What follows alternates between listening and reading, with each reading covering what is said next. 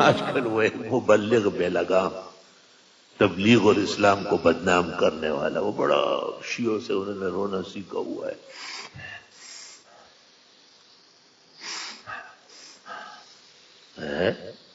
تیرے ساتھ کوئی شراکت بٹوارا جائیداد کا تھا جو میں نے آپ سے ناراضگی کی؟ آپ کو وجوہ ذکر کرے جن کی وجہ سے آپ کو ملحد اور زندیق کہا ہے. دیکھتا ہوں کہ دنیا کا کون سا کلمہ گو آپ کو یہ نہ کہے. میں تو بہت اچھا ہوں. 3 رونوں کا کوئی اعتبار نہیں، ایک شیعہ کا، دوسرا پیر کا اور تیسرا عورت کا. رونا ان کے پل کو بسوار ہوتا ہے. یہ اس نے زندگی بھر جو امام باڑے سجائے اور مجتہدوں کو، ان کے ذاکرین صحابہ کے تبرہ کرنے والوں کو اصلی اسلام کہا ہے، انہوں نے ان سے رونا سیکھ لیا ہے. رونا وونا نہیں ہے. الہاد و زندقات سے پیچھے ہٹو اور کلم کلہ کہو، میرا نہیں. دیگر علماء دیوبند جو اصل طائفہ منصورہ اور پکے اہل سنت والجماعت ہے، اور انہوں نے آپ کی گفتگو کو، آپ کے بے ہنگام اور بے لگام بیانات کو غلط کہا ہے.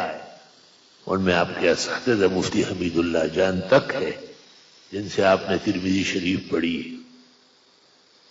کہو کہ میں توبہ استغفار کرتا ہوں، ہم کہیں گے بس بھائی توبہ ہے ہماری، ہمیں کیا ضرورت ہے کسی کو برا کہنے کی. لیکن پرنالا ہوتے ہو سی جو کچھ اس نے کیا ہے اور کہا ہے وہ بس اس سے وہ جائز ہو جائے گا. کہا کہ ہم نے آپ کے نسب و نسل کو کچھ نہیں کہا ہے، خواہ بات سمجھے بغیر آگے بڑھتے ہو. یہ جلسوں میں بیان کرتا ہے پیغمبر مرسل کا نسب آدم علیہ السلام تک. اور عروہ ابن زبیر کہتے ہیں کہ معد ابن عدنان سے آگے جس نے بیان کیا اس نے جھوٹ بولا ہے، کذبن نسابون. اور دارالعلوم دیوبند کے متکلم محدث مفسر پاکستان کے شیخ الاسلام مولانا شبیر احمد عثمانی نے فوائد تفسیر میں بھی سورۃ ابراہیم کے اندر نقل کیا ہے کہ صرف معد ابن عدنان تک نسب نامہ صحیح ہے، اور اما وراء ذالک فقد کذب النسابون. میں نے ان کو غلط اور جھوٹا کہا ہے جو اس سے آگے نسب بیان کرتے ہیں. میرے کسی کے نسب وسب سے کوئی کام نہیں ہے، خواہ کے اپنے لوگوں کی ہمدردیاں لینے کے لیے کہ میں بڑا پاک ہوں. آپ پاک ہیں؟ آپ یوسف علیہ السلام کے بارے میں کہتے ہیں کہ ان کا منہ کالا کیا، گدھے پہ بٹھایا. اس سے کیا پراپیگنڈا؟ امت کو کیا پیغام دینا چاہتے ہیں آپ؟ آپ کہتے ہیں کہ اہل سنت نے ہمیشہ اہل رسول کے ساتھ زیادتی کی ہے. اہل سنت سے مراد ابو بکر، عمر و عثمان ہے. مصنف عبدالرزاق میں اہل سنت کا پہلا طبقہ صحابہ رسول ہے. آپ نہ اگ جانے نہ بگ جانے اور پورے عالم کو تبلیغ کر رہے ہیں، اور تبلیغ بھی اپنی من گڑت خود ساختہ، جس سے بزرگان تبلیغ ہمیشہ بیزار رہے. تبلیغ ہماری ہے اور ہم تبلیغ کے ہیں.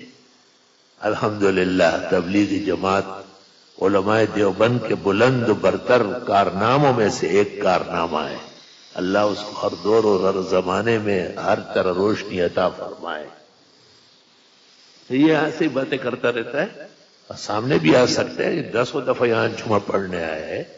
بس آپ کہیں کہ میں نے جو الفاظ کہے کسی بھی تقریر میں اور خلاف واقعہ ہے اور علماء حق نے اس کو بے ثبوت اور بے سند کہا ہے، اس سے میری توبہ و رجوع ہے. اسی وقت ہم اعلان کر لیں کہ بھئی آئندہ اس شخص کا نام نامناسب الفاظ میں نہیں لیا جائے، بات ختم ہو جائے گی. تو جس مرض اور جس زخم کی ہم نے نشاندہی کی وہ برقرار ہے، اور جو نہیں یوں اور یوں، اس سے کیا فرق پڑے گا؟ ایسے خامخواہ کی وجاءوا اباهم عشاء یبکون. اور قاضی شریح کی عدالت میں ایک عورت رو رہی تھی، تو قاضی شریح کو کسی نے کہا رحم نہیں آتا کہ یہ رونا دلیل ہے دروغ گوئی، یہ جھوٹی ہے، اس لیے یہ رونا مونے سے کام نہیں چلے گا. جو کچھ آپ نے کہا ہے وہ پورے عالم کے نام ریکارڈ چل رہا ہے، اور اس سے غلط باتیں پیدا ہو رہی ہیں، اس سے پیچھے ہٹنا، توبہ کرنا آپ کا اخلاقی مذہبی فریضہ ہے، اور ہم بھی آئندہ آپ کے حق میں حد درجے محتاط رہیں گے۔ میں تو خود اس کو یہاں تقریر کے لیے لایا، 3 گھنٹے تقریر کی، کوئی شک نہیں کہ بے مثال بیان کیا ہے۔ اس کے بعد مجھے اس کے چیزوں کا پتہ چلا، پھر میں نے اگلے شمارے میں اعلان معافی کا کیا کہ مجھے پتہ نہیں تھا کہ اس میں یہ قبائح ہے، لہذا اپنے ممبروں میں حراب پر اس کو لانا و بیان کرانا مجھ سے غلطی ہو گئی ہے، حسن ظن کی وجہ سے۔ میں اور میرا ادارہ اور ماہنامہ اس سے بیزار ہے، دونوں شائع ہوئے ہیں۔ بہرحال جو موجودہ وبا ہے اور زہر ہے اور جراثیم ہے، اللہ تعالی ہمیں بھی بولنے میں، ساتھیوں کے ساتھ سلوک کرنے میں بہت ہی احتیاط نصیب فرمائے۔ اگر ہم سے بھی کوئی جو خطابت میں، ہم تو خطیب ہے ہی نہیں، خالص مدرس ہے، اور کبھی خطیب تھے بھی تو الحمدللہ خیال رکھا ہے، اور کبھی بھی کسی کے بارے میں بے احتیاطی کی بات نہیں کی اور نہ کریں گے، اور جو کی ہے اس سے 1000 بار توبہ ہے، استغفار ہے، معافی ہے۔ اور میں نے کہا نا آپ کو کہ دیکھو، کسی کو تنبیہ کرنے کے لیے ترمامیٹر نہیں ہے، زیادتی ہو سکتی ہے۔ پہلے تو میں بہت پریشان تھا کہ یہ خطاب کرنا، یہ طلبہ کو پڑھانا، یہ تو سب وبال ہے ہمارے لیے، ترمامیٹر نہیں ہے۔